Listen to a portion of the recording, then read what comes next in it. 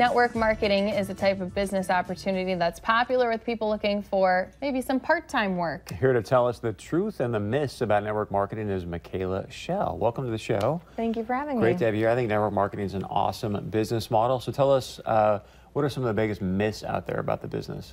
Yeah, I think a lot of people get into it and they think, network marketing of old, maybe they have the term pyramid scheme or, things like that people just are a little bit nervous because it's not the traditional corporate business style. But things have definitely changed a lot over the years, and now a lot of people go into it looking for flexibility, extra income, like you mentioned, something to both fulfill maybe a professional dream or a career dream, things like that.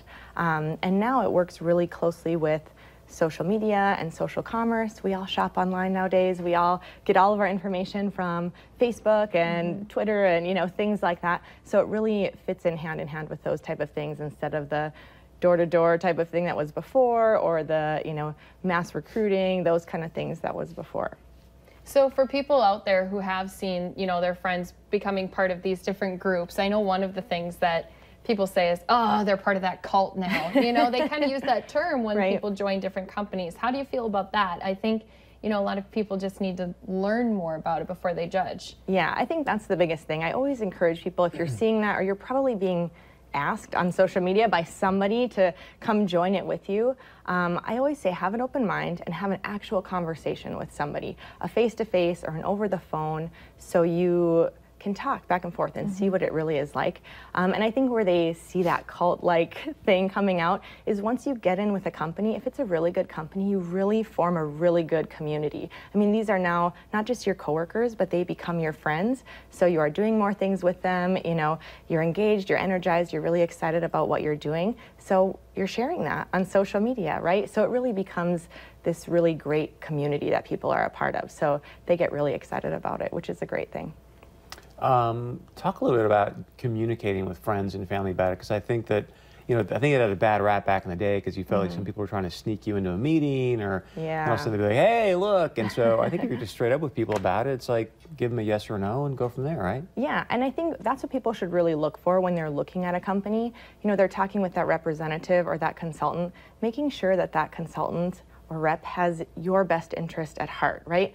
When they're asking you, it shouldn't be a pitch to better them. It shouldn't be, kind of what you talked about, that they feel like they're trying to sell you on something. It should be asking you, how can I help you? And if they have your best interest at heart, wanting to solve the problem that you have, and they know that they have the products or services that will help that, but as long as they're truly thinking about their customer or that potential business partner, then you know that you're with a good company or you're with a good rep.